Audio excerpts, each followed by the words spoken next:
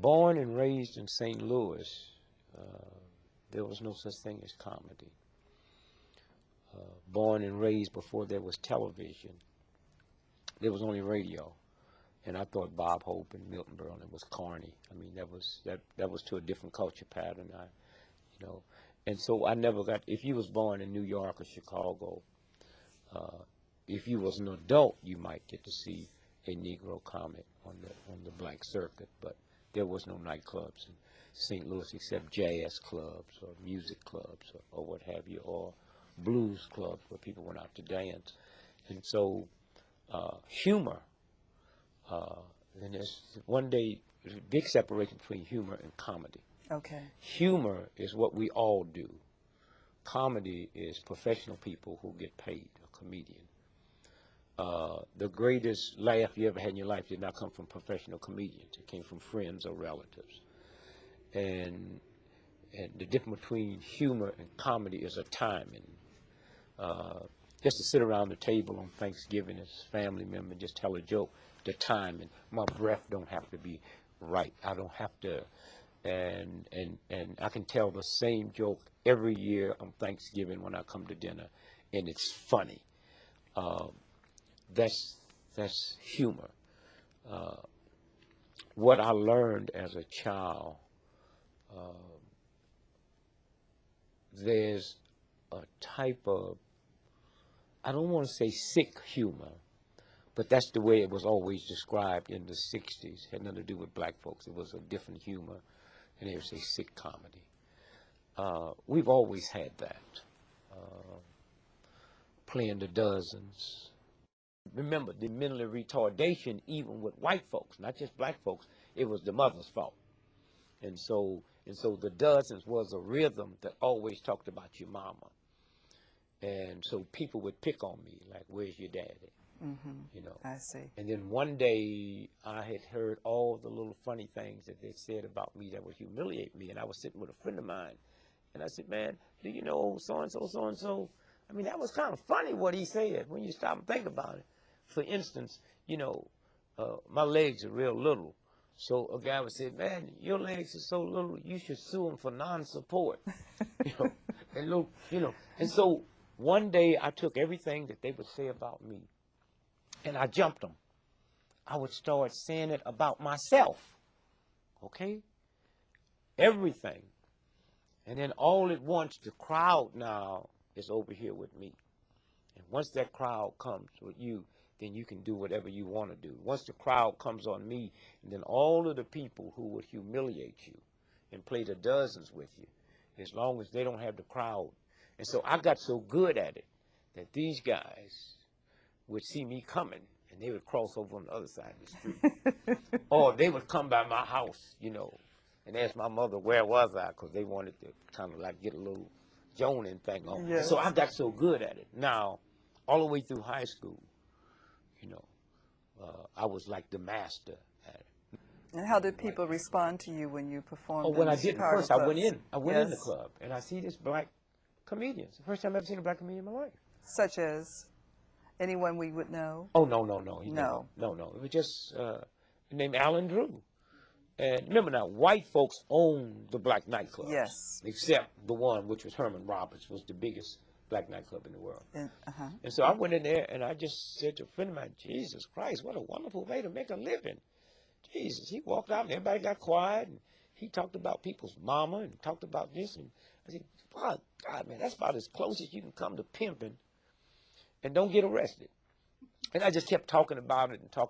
And then the next week, I went to this little nightclub. And I lied and told him I was this big comic in from New York. And I paid the guy, you know, $15 to bring me up and introduce me. And God, was I funny. Jesus Christ, was I funny. And then the owners hired me. $5 a night. $5. 3 nights a week, Friday, Saturday, and Sunday. $5 a night.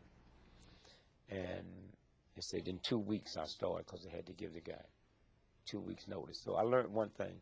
You know, he took $15 to put me up, and I ended up with his job. So I never let nobody pay me to get up on stage. I would just let them up and then put a disclaimer on. So what happened, I go back And that's when I got the rude awakening that I wasn't funny. Nobody laughed. And let me kind of give you the difference. If you have a 7-year-old grandchild that plays the piano, and you say, Dick, I want you to hear this, and I'll come by the house, and I'll call Leo and say, Jesus, I heard this 7-year-old. If you have a 7-year-old grandchild that played the piano, and I paid $1,000 for a ticket at Carnegie Hall, that child better be able to play.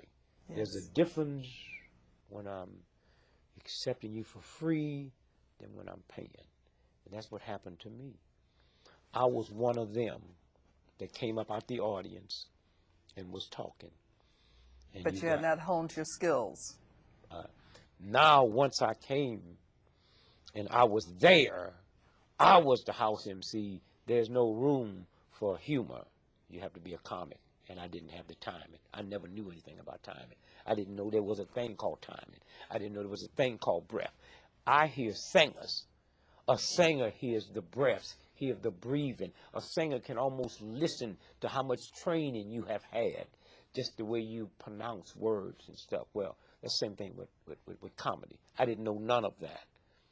But I learned it quick. And I learned it. Here's how I did mine. I said, you all come here to see two things. The Shake Dancer, which was called Liz the Body Beautiful, and a guitar player named Guitar Red. And so I said, okay, I'll make a deal with you. I promise you that I will give you the Shake Dancer and Guitar Red, because Red was notorious for not showing up because he was doing other gigs on the side, if y'all shut up and listen to me. And they did. They listened to me because they knew in order to get the Shake Dancer Red, you had to tolerate me. And that's when I started putting the timing together. That's right. Nobody can teach you that. That's just work. That's just out there. But it was always, I guess, a respect I had for the audience. Now, if you go back to $5 a night, I had no money, no other job. And that's one thing. You cannot work on another job and survive because you won't take chances. You get too comfortable over here, and you won't tolerate 2 bad nights in a row. You won't tolerate a night when the weather's bad and it's just one person sitting out there, and that person's drunk and in love with whoever they with or trying to get them, and they don't care what you say. But if that's your... And so I made a deal with myself that I would treat the nightclub the same way I would if I worked in a steel mill. That's a job for me. It's not a place where I'm going to have fun. I'm going there to work. And the people who's there have a job. They're out having fun. So I will never leave with them after I leave and go to a party because they came out for a party. I came out for a job. And then another law I said, if I didn't bring you in that nightclub as a woman, I would not leave there with you. And I would never work in a nightclub in a suit that I had wore. And so if I did 3 shows at that club, I had 3 different suits. And the only thing I used them for was just that. I would never go out on the second show with the same shirt I had on for the first show. That was just my respect I had for that audience. And obviously the audience felt that. Yes. And remember now, I was at the type of nightclub that when they loved you, they showed it by throwing money. Like the Liz, the Shake Dancer. Yes. She made $3 a night, but each show, I would literally, the MC, pick up maybe $300 or $400 each show that they would throw up. Guitar Red would get as much as $1,000. Oh. After I became good and shrewd and swift and mean and put it together, they would throw as much as $1,000 up, and I would never pick it up. Oh. I would never. Because, again, you had your rules. Yes. My pay comes, they didn't know how much I was making. Yes, they didn't exactly. know if I was making, or if I was part owner. But I would never stoop over to pick up the money that anyone would throw up.